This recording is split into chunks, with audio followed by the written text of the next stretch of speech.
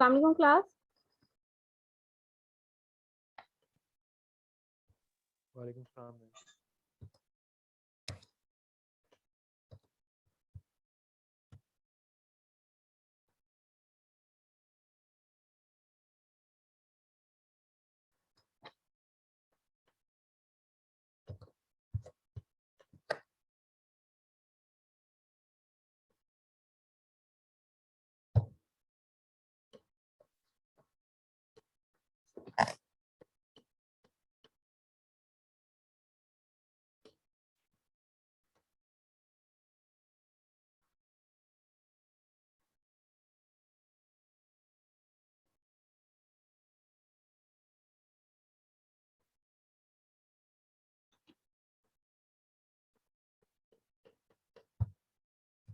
मरियम राना के नाम से दो स्टूडेंट्स जो हैं वो सेम मतलब दो आईडी से डिफरेंट 9428 इससे दो डिफरेंट जो हैं वो आईडी से ऐड हो रही हैं। दोनों सेम है या डिफरेंट है? भाई आपने दो आईडी से ऐड किया अपने आपको।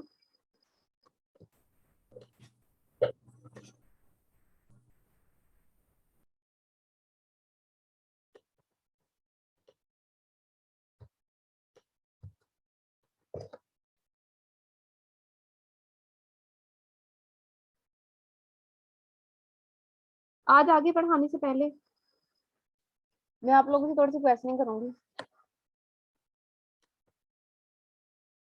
फिर आगे जो है वो पढ़ाऊंगी।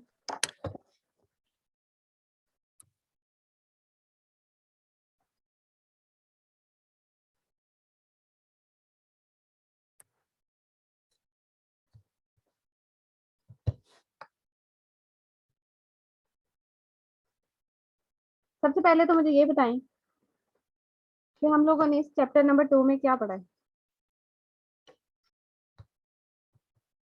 थोड़ा सा रिव्यू करें, इसे बेसिक रिव्यू।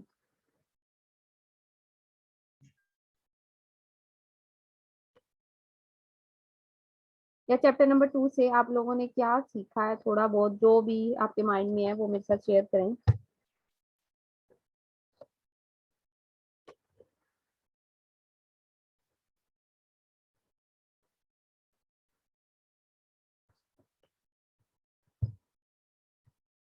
क्लास में आप लोग नहीं बोलते तो फिर मैंने ज्यादा ज्यादा ही पढ़ाना है, फिर बाद में मुझे मैसेज नहीं करना कि मैं बहुत ज्यादा पढ़ा रही हूँ।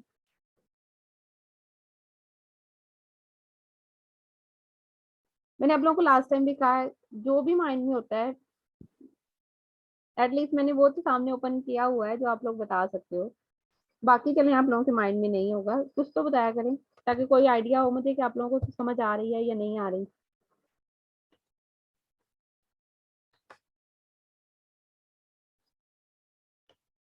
सेकंड चैप्टर का नेम क्या है?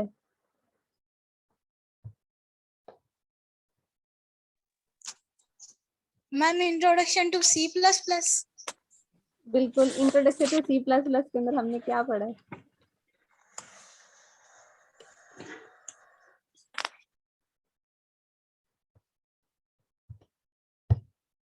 में इंट्रोडक्शन था सी प्लस प्लस का, हिस्ट्री थी, उसके बाद उसके बेसिक फीचर्स,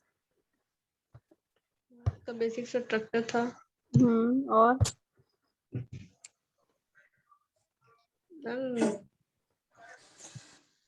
उसके बाद उसके स्ट्रक्चर में था preprocessor, directive header file, main function, token, basics, फिर टर्बो सी प्लस प्लस पढ़ा था। ठीक है, उसके बाद और कोई बताएं हम। टर्बो सी प्लस प्लस में हमने क्या पढ़ा है? मैम टर्बो सी प्लस में installation Turbo C plus plus और उसके बाद उसकी इनिशियलाइजेशन पढ़ी थी और उसके editing C plus plus program में हमने कैसे करना है और आपने वो पिक्स सेंड की थी कि टर्बो सी प्लस प्लस कैसा होता है, उसके वो जो टूल्स थे सारे वो दिखाए थे। उसके बाद सेविंग के बारे में बताया था और कंपाइलिंग के बारे में और एग्जीक्यूटिंग था सी प्लस प्लस प्रोग्राम को कैसे करना है। और उसके अलावा हमने उसकी जो हीडर फाइल्स थी, बिन फाइल्स थी, उसके इंटर किया था। उसके अलावा प्रोग्रामिंग को सेव करके दोबारा से ओपन करना है, कंप्यूटर ने कोर्स कोड को कंपाइल नहीं करना, उसको पहले वर्डिंग में डिफरेंस वर्डिंग्स के अंदर डिफाइन करना है, फिर उसके बाद हमने उसको दोबारा से ओपन करके CPP में पहले हमने उसे सेव करना है, फिर सब्जेक्ट कोड में उसको कन्वर्ट करेगा कंप्यूटर ऑटोमेटिकली, फिर हमने सब्जेक्ट कोड में सेव करके फिर उसे हमने रन करना है। रन करने के बाद उसके अंदर एरर थे, डिफरेंट टाइप्स के एरर्स थे। एरर्स के अंदर सिंटैक्स एरर था, स्टेटमेंट एरर्स थे, लॉजिकल एरर था। उन तीनों एरर्स को दोबारा से ओपन करके डिफाइन करना था, उस एरर को स्किप करना, यानी कि उस एरर को सॉल्व करना। वो हमारे पास डिबगिंग थी। एरर को जब हम डिबग करते हैं कंप्यूटर के अंदर, जो प्रोग्राम में एरर आता है उसको बग बोल रहे थे, और उसके बाद डिबगिंग करने को, यानी कि उस एरर को रिमूव करने के प्रोसेस थे। रिमूव करने के प्रोसेस भी टाइप्स ऑफ एरर थी सबसे पहले उसके अंदर, फिर उनकी आगे फर्दर जो रिमूविंग की फॉर्म थी, हमने इसको कैसे डिबग करना है वो मैंने आप लोगों को दिया था कि आप लोगों ने खुद से करना है। और मेरा नहीं ख्याल कि वो सबने पढ़ा है, किसी एक ने भी उसको पढ़ा है तो मैम उसने टोकन भी वाला, थोड़ा सा। मैम टोकन वाला। टोकन वाला नहीं, डिबगिंग वाला लास्ट वाला। टोकन वाले के अंदर तो जैसे उसकी डिफाइनिंग थी कि किस फॉर्म में करना है, वो तो लास्ट लेक्चर से भी लास्ट वीक में था, वो हमने किया था। जो मैंने मंडे को लेक्चर दिया था उससे रिलेट पूछ रही हूँ। Okay ma'am. जिन्होंने चैप्टर को बिल्कुल नहीं टच किया, सिर्फ लेक्चर्स लिए, उनके लिए मैं थोड़ा सा दोबारा से रिव्यू करती हूँ।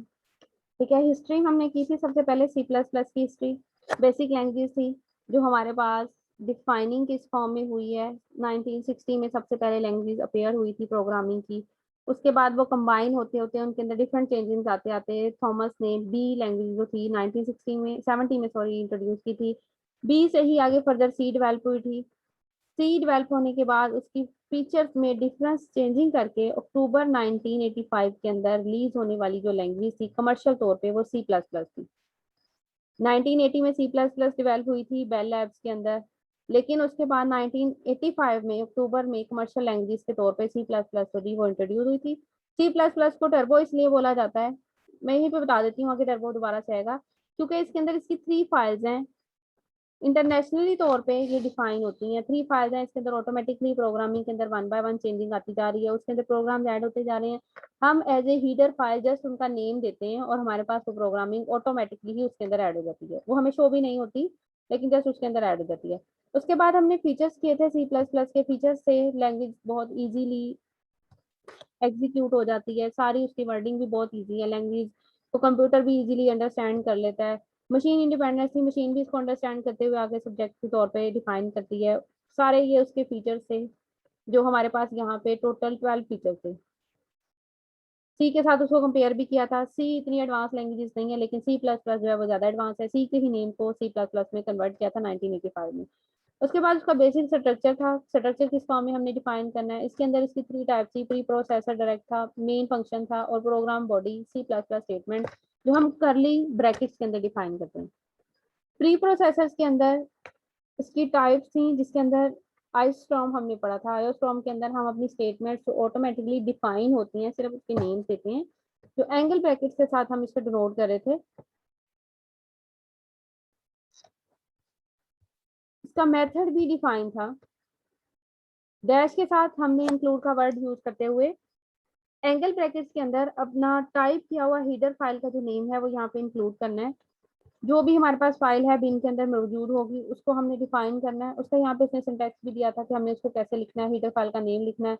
2 तरह से मेंशन किया जा सकता था उसको, एक तो ब्रैकेट्स के साथ और एक डबल क्वोट्स के साथ उसको मेंशन किया जा सकता है। उसके बाद हम मेन फंक्शन पे चले जाते हैं। मेन फंक्शन के अंदर हमारा जो भी फंक्शन होगा वो मेंशन करेंगे। उसके बाद कर्ली ब्रैकेट्स के अंदर हम बॉडी ऑफ द फंक्शन, जो बॉडी ऑफ फंक्शन मीन कि हमने जो प्रोसेस उस अपनी गिवन स्टेटमेंट पे अप्लाई करना है वो हमने इसमें मेंशन करना है।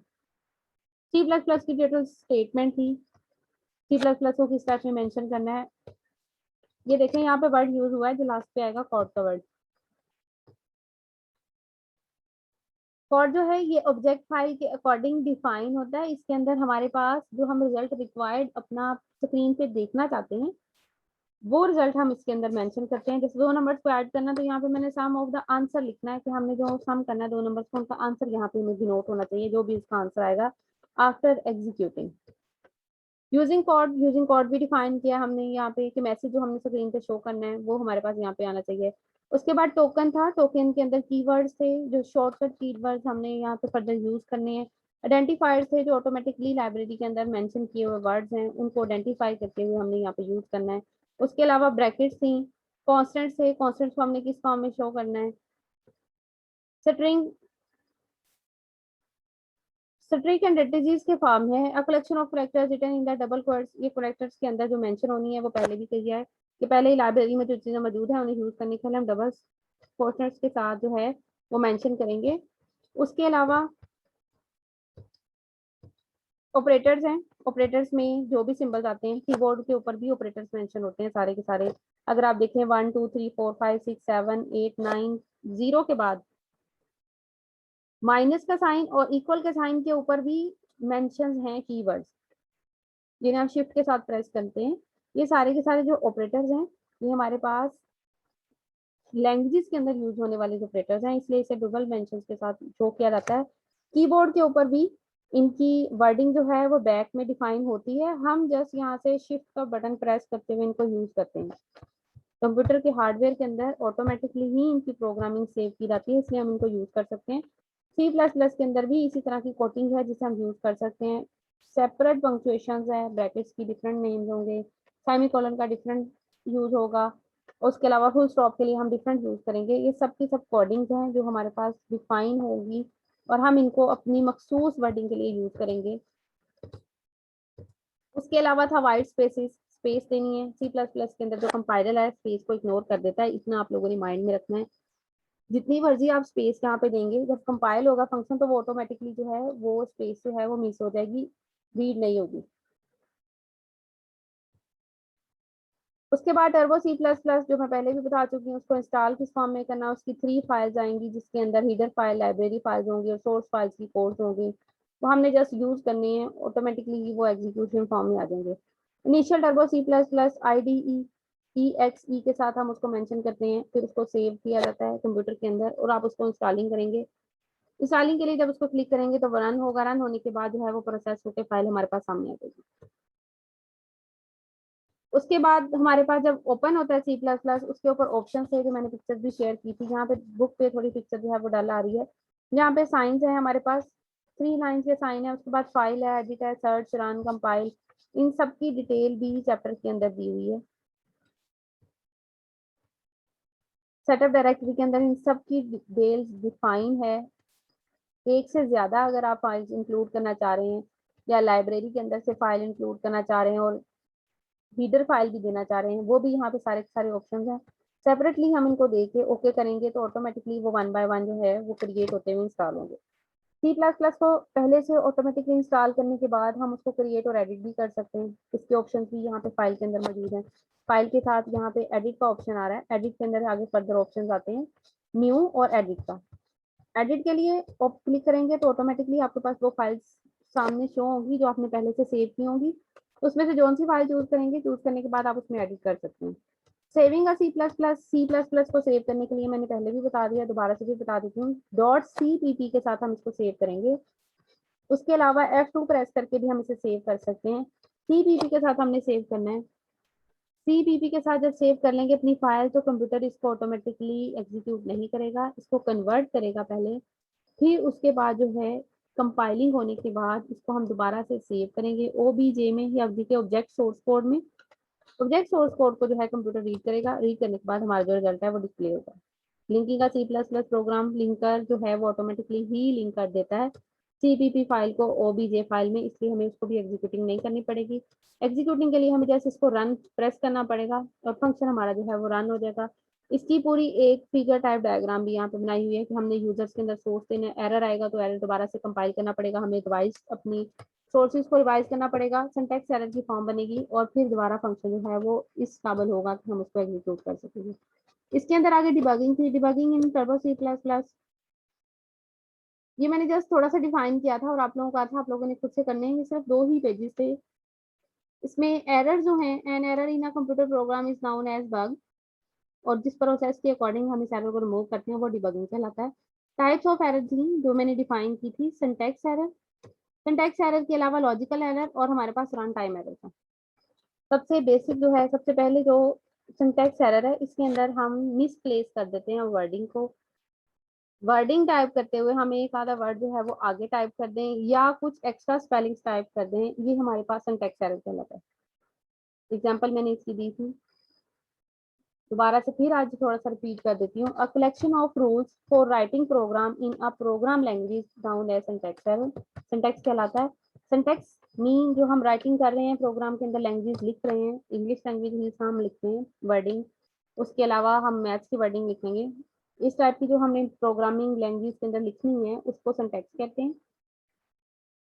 सिंटैक्स एरर का मतलब ये होता है कि जो हमने टाइपिंग की है उसके अंदर कोई सी भी स्टेटमेंट लिखते हुए हमने इनवैलिड स्टेटमेंट के तौर पे कोई वर्ड डबल प्लेस कर दिया है। जैसे इंग्लिश के वर्ड्स लिखते हुए आप साथ में इंग्लिश के स्पेलिंग लिखते हैं, वाई लिखते हैं साथ में, या आई एक्स वी कुछ भी लिख दें, तो ये इंग्लिश का वर्ड नहीं रहेगा, इसको हम इंग्लिश नहीं पढ़ सकते। इसी तरह सी प्लस प्लस भी उसको रीड नहीं करेगा, एरर दे देगा। All program statements are written according to these rules.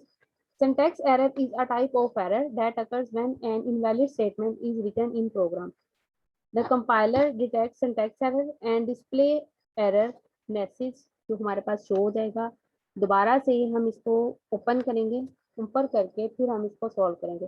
Compiler इसे कंपाइल नहीं करेगा, अच्छे से एरर दे देगा। एरर को हम दोबारा से सॉल्व करने के लिए दोबारा से प्रोग्राम ओपन करके चेक करेंगे सारे का सारा, और वो जो चेक करने का प्रोसेस है वो आगे दिया हुआ है। सिंटैक्स एरर को कैसे चेक करना है, लॉजिकल को किस फॉर्म में करना है, रन टाइम एरर को कैसे करना है।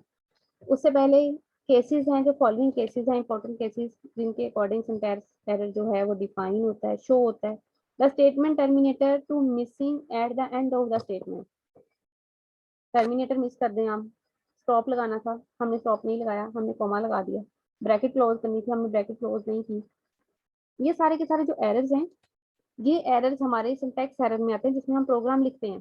प्रोग्राम जब लिख रहे होते हैं उसमें जो हमको मिसिंग कर देते हैं वो सारे के सारे सिंटैक्स एरर कहलाते हैं। उसके बाद सेकेंडली है मिसप्लेड कीवर्ड। कीवर्ड्स के अंदर जितनी भी वर्डिंग आती है उसको यूज करते हुए हम मिस कर दें कोई एक आदि भी रिप्लेसिंग फॉर्म में, जैसे मैंने कोमा बताया इसकी जगह फुल स्टॉप लगा दें। इस टाइप के एरर जो हैं वो सारे के सारे सिंटैक्स में आएंगे। एग्जांपल के तौर पे उसने यहाँ पे सिर्फ एक एग्जांपल दी है, इंग्लिश वर्ड की दी है, जो हमने कॉड जिसको मैसेज को डिस्प्ले करने के लिए जो हम वर्ड लिखते हैं COUT, इसकी जगह पे आप COUT लिख देंगे। ये सिंटैक्स एरर है कि हमने लिखते वक्त टाइपिंग में मिस्टेक की है, हमें इस मिस्टेक को करेक्ट करना पड़ेगा, फिर हमारा जो प्रोग्राम है वो एग्जीक्यूट होगा, अदरवाइज नहीं होगा। सेकंड पे है लॉजिकल एरर। ये भी मैंने डिटेल से एक्सप्लेन किया था लास्ट टाइम, दोबारा से फिर कर देती हूँ। इसमें लॉजिकल एरर के अंदर एरर किस टाइप का आएगा, वैल्यू हमें ग्रेटर चाहिए, हमने वैल्यू लेस लिखी है। हमें एवरेज ओवर की चाहिए, लेकिन हमने एवरेज जो वैल्यू है वो मल्टीप्लिकेशन की लिखी है या डिवीजन की लिखी है। लॉजिकल एरर जो है वो बहुत माइनर से एरर होते हैं, इससे रिजल्ट तो आ जाता है लेकिन समटाइम रिजल्ट रॉन्ग आता है, क्योंकि हमने उसके अंदर टाइपिंग जो की है, हमने प्रोग्राम लिखते वक्त जो एरर डिफाइन कर दिया उसके अकॉर्डिंग ही आंसर आना था। सम टाइम कंपाइलर इसे कंपाइल कर देता है, लेकिन सम टाइम कंपाइलर इसे डिटेक्ट कर देता है, इसको रीड नहीं करता क्योंकि वो स्टेटमेंट के अकॉर्डिंग नहीं होता। A type of error that occurs due to poor logic of the programmer is called logical error. A statement with logical error may produce unexpected and wrong result in the program. अब देखें इसके अंदर ये नहीं आया कि programme जो है वो एरर कर देगा, कंपाइल नहीं करेगा। सम टाइम कंपाइलिंग हो जाएगी, लेकिन अनएक्सपेक्टेड प्रोडक्ट्स की वजह से हमारे पास आंसर जो है प्रोडक्ट्स का वो रॉन्ग आएगा, प्रोग्राम जो है वो उसका रिजल्ट गलत देगा। Logical error are difficult to find, इसको फाइंड करना भी डिफिकल्ट है, because translator can not detect these error, क्योंकि ट्रांसलेटर जो है वो इसका एरर नहीं देगा।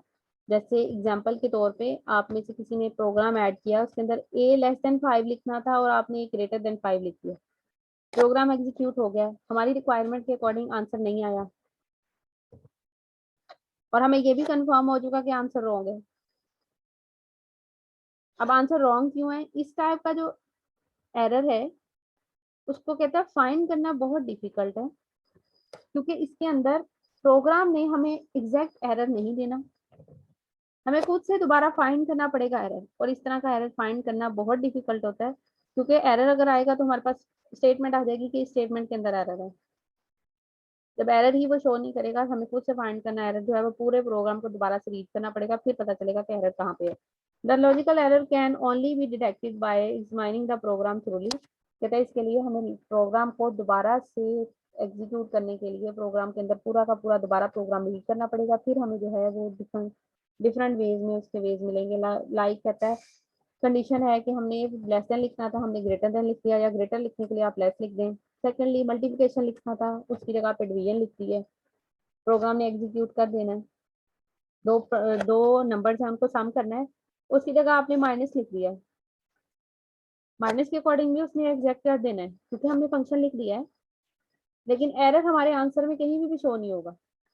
आपने दो नंबर्स लिखे हैं ए एंड बी, फंक्शन की जगह पे आपने लिखना था ए प्लस बी, और आपने उसकी जगह पे लिख दिया ए माइनस बी, आंसर माइनस के हिसाब से आ जाएगा क्योंकि प्रोग्राम बिल्कुल ठीक लिखा है, हमने अपनी स्टेटमेंट गलत दी है, आंसर तो उसने अपने हिसाब से एग्जीक्यूट कर देना।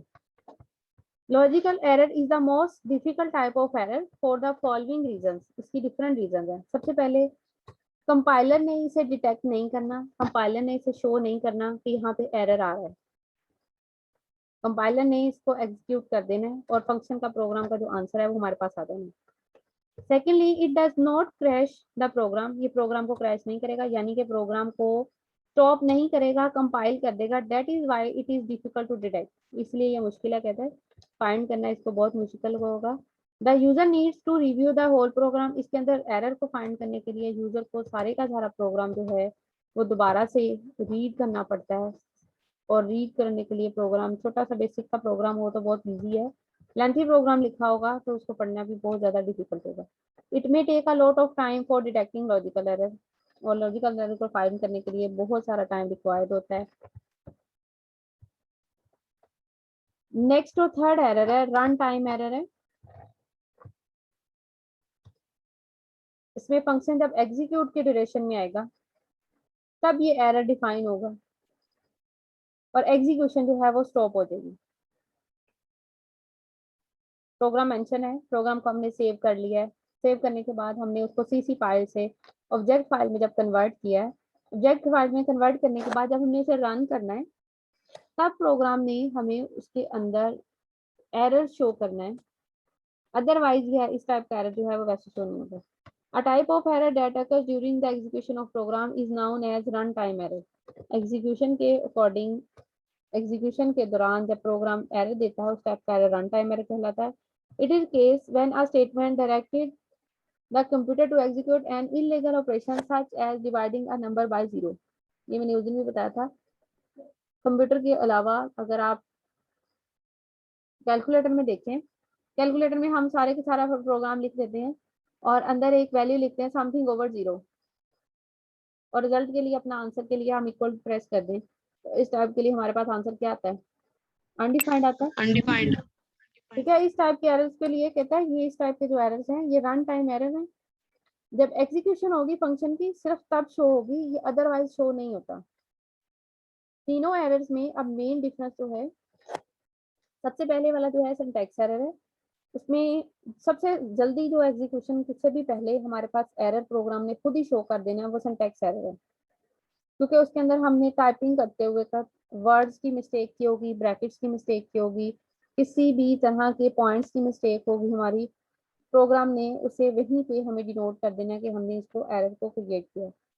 उसके बाद जो है हमारे पास लॉजिकल एरर है। इसमें लॉजिकल एरर के अंदर एरर फाइंड आउट करना बहुत डिफिकल्ट है, क्योंकि उसके अंदर हमने अपनी स्टेटमेंट ही रॉन्ग दी होगी।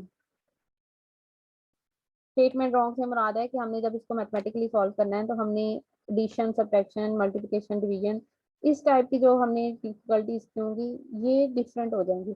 जैसे जरूरी नहीं है एडिशन सब्ट्रैक्शन वगैरह है, मैं सपोज होल नंबर्स लिखना था, सम ऑफ 50 होल नंबर्स, और मैंने उसकी जगह लिख दिया sum of 50 natural numbers, sum of 50 real numbers. अब रियल नंबर्स के अंदर रियल नंबर्स के अंदर रैशनल और इरेशनल टाइप के नंबर आते हैं। इस टाइप की जो एग्जीक्यूशन है कहता है लॉजिकल एरर है, इसमें तो जरूरी नहीं है एडिशन, सब्ट्रैक्शन और मल्टीप्लिकेशन ही है।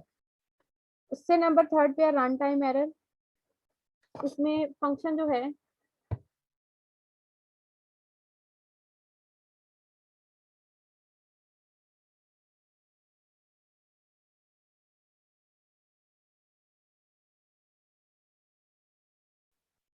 रन टाइम एरर है। इस टाइप का एरर जो है, इसके अंदर मैं एग्जांपल दे रही थी आप लोगों को फंक्शन की। लाइक हमने यहाँ पे फंक्शन लिखा है, फंक्शन के अकॉर्डिंग स्टेटमेंट भी करेक्ट दी है। मैंने फंक्शन लिखा है y ओवर x की फॉर्म में। y को वैल्यू मैंने सपोज है कोई सी भी वैल्यू दी है और x की वैल्यू मैंने ऊपर अनडिफाइंड फॉर्म की है। फंक्शन मैंने बिल्कुल करेक्ट लिखा है, कोई भी इसके अंदर मिस्टेक नहीं है। लेकिन जैसे ही उसने एग्जीक्यूशन होना है, एग्जीक्यूशन के अंदर उसके अंदर जो एरर आना है वो उसकी आफ्टर डिवीजन एरर शो होना है, जब तक उसने इसको कंपाइल करना है। तो यहाँ पे हमने एक इलीगल ऑपरेशन जो है वो अप्लाई किया है, जिसकी वजह से हमारे पास जो है यहाँ पे एरर आ रहा है। इसके लिए हमें या तो नंबर चेंज करना पड़ेगा या अपनी डिवीजन जो है उसको करेक्ट करना पड़ेगा। थोड़ी सी एग्जाम्पल इसकी अंडरस्टैंड हुई है कि इस टाइप के एरर जो हैं वो किस टाइप के एरर होंगे। यहाँ पे एग्जांपल के तौर पे उन्होंने एक और एग्जांपल दिया, the user may ask the program to open a file and does not exist. Similarly the user may enter wrong type of data.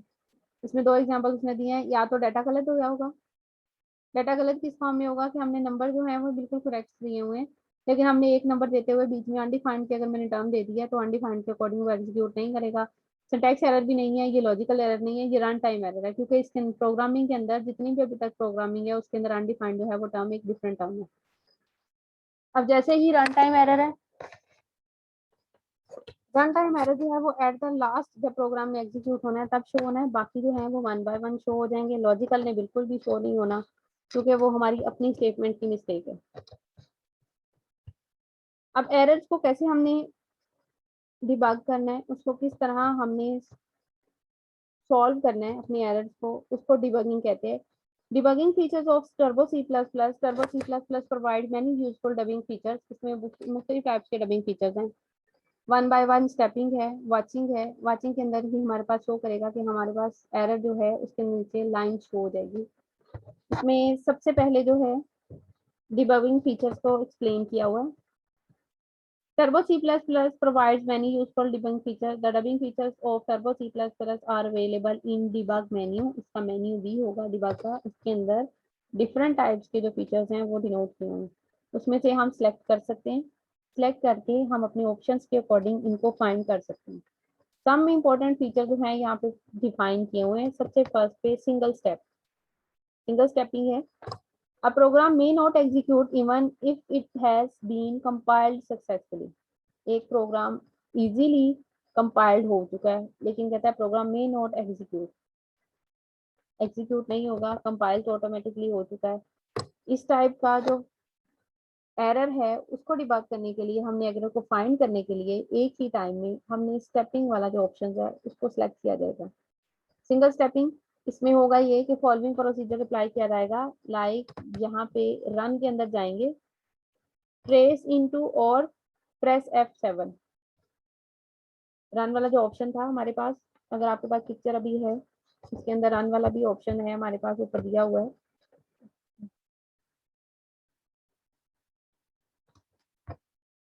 Search के आगे देखें ये ऑप्शन है रन का, इसको जब आप क्लिक करेंगे इसके अंदर आगे जाके डिबगिंग के ऑप्शंस आएंगे। उन डिबगिंग के ऑप्शंस के अंदर से हमने सिंगल स्टेप जो है उसको सिलेक्ट करने के लिए सिंगल स्टेप के तौर पे ट्रेस इंट्रो करना है या F7 प्रेस कर लें। आप एज इट इज ही रन में भी ना जाएं, as it is he F7 की प्रेस करें। F7 की हमारे ऊपर लैपटॉप के ऊपर आ रही होती है, सबसे ऊपर स्टार्ट पे F1 से लेके F12 तक है। इसमें F7 की को प्रेस करेंगे तो ऑटोमेटिकली ही एरर जो है उसकी प्लेस शो हो जाएगी कि एरर कौन सी प्लेस पे पाया जा रहा है। उसके बाद जो है नेक्स्ट पे वाचेस। वाचिंग किस तरह करनी है, हमने अपने प्रोग्राम की वॉच करना है हमने उसको, या वॉच एक्सप्रेशन भी है। Is use to check the value of variables as a program execution. इसके अंदर वैल्यूज को चेक करना है, इसको वैल्यूज को चेक करेंगे तो हमारे पास एरर जो है वो शो हो जाएगा, उसको हम सॉल्व कर सकते हैं। It indicates how the value of variable change during program execution.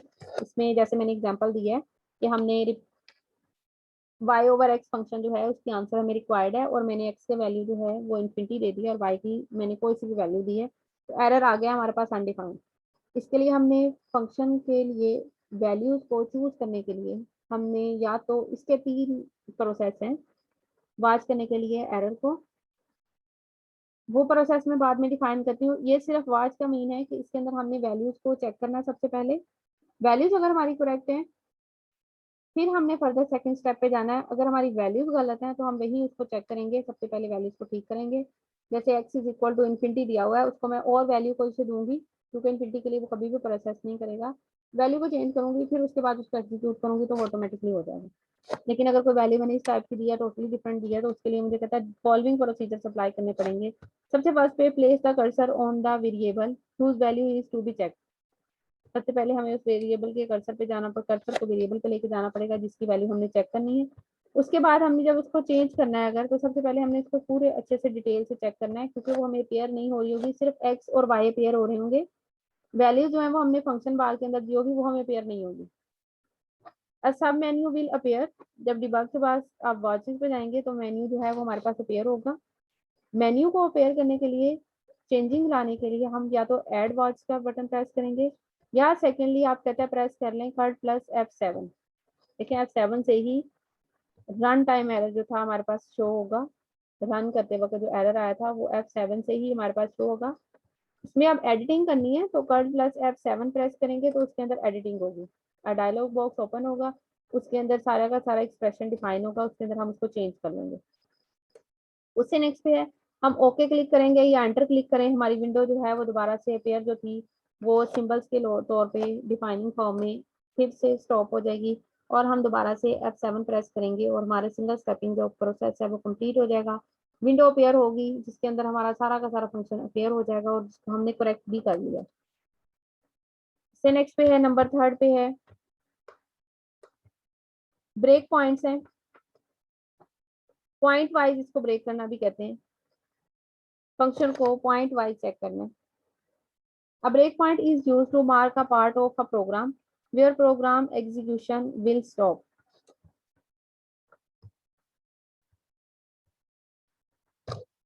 A breakpoint is used to mark a part of program. इसके अंदर हम पूरा प्रोग्राम एक दफा ही चेक नहीं कर सकते, इसमें सिर्फ और सिर्फ हम बाय पार्ट्स इसको चेक करेंगे। इसमें बाय पार्ट्स चेक करना ज्यादा इजी होता है।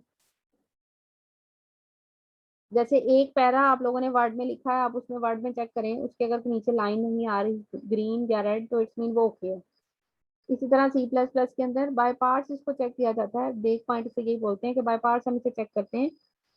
इसमें प्रोग्राम को चेक करना ज्यादा इजी होता है, सारे प्रोग्राम को एक दफा चेक नहीं करना पड़ता। इसमें पहले पार्ट्स के अकॉर्डिंग हम प्रोग्राम को डिफाइन करेंगे, फिर उसके बाद जो है वन बाय वन उसको चेक करें। पहले पार्ट जो है उसको हम अगर चेक करते हैं उसमें एरर नहीं है तो हम दोबारा से रन कर सकते हैं।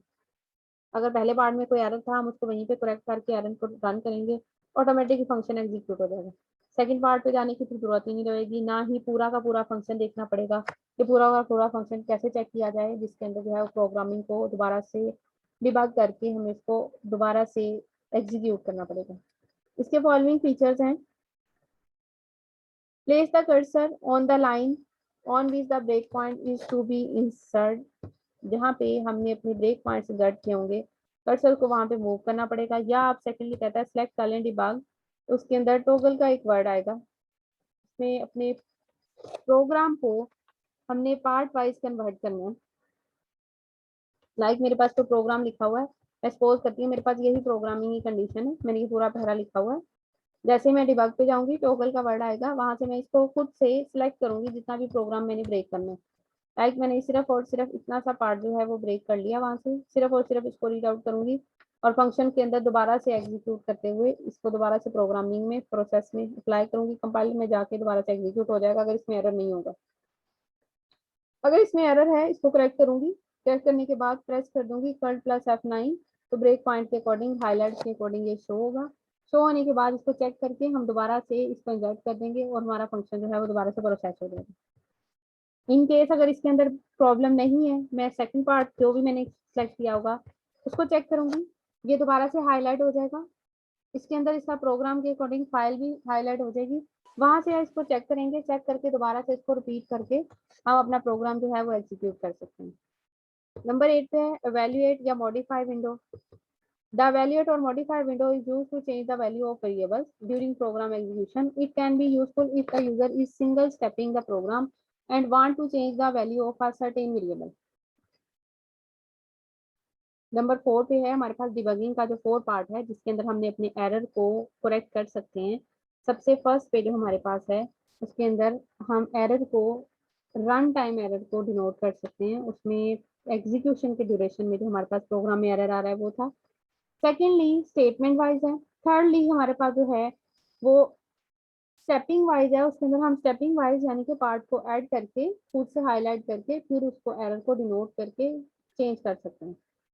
इसमें 4 में है इवैल्यूएटिंग या मॉडिफाई विंडो। इसमें विंडो के अंदर वैल्यूज को चेंज किया जा सकता है ड्यूरिंग प्रोग्राम। स्टूडेंट्स की एग्जांपल यहाँ पे सबसे ज्यादा अच्छी एग्जांपल सिर्फ वही है जिसके अंदर हमने एक प्रोग्रामिंग पीछे पढ़ी थी।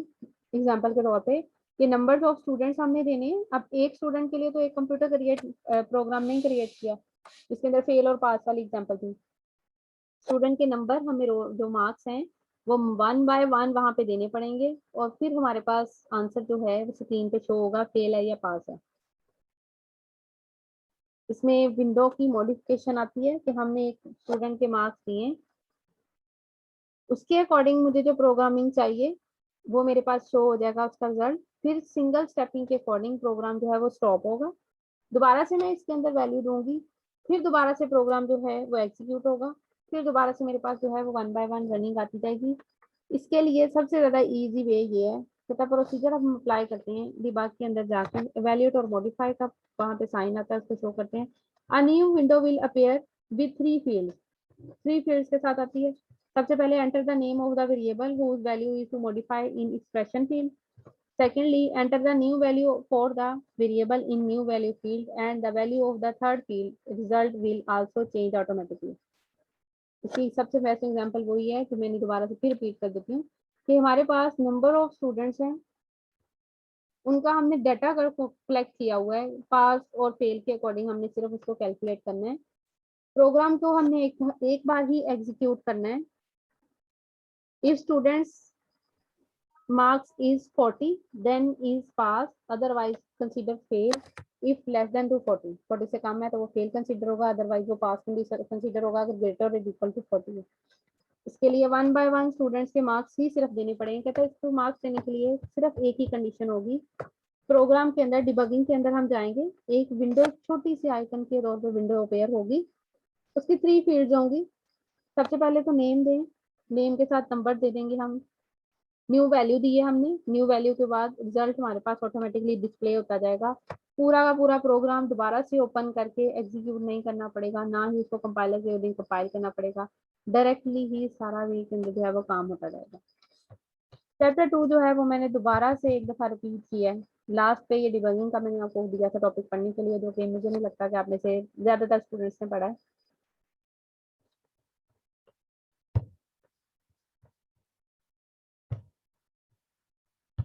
अब किसी को सेकंड चैप्टर तक कोई भी प्रॉब्लम है, कोई भी पॉइंट क्लियर नहीं हुआ, तो आप लोग मेरे से डिस्कस कर लें, क्योंकि नेक्स्ट लेक्चर में मैंने आपके साथ कल लेक्चर है, इसमें मैंने नेक्स्ट वाला जो चैप्टर है वो स्टार्ट करना है।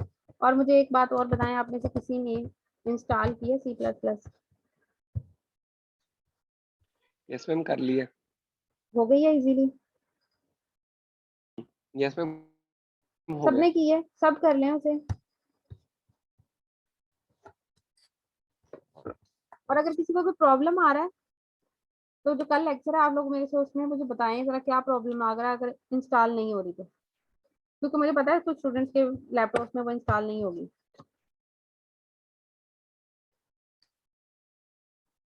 विंडोज 7 64 बिट की होगी तब वो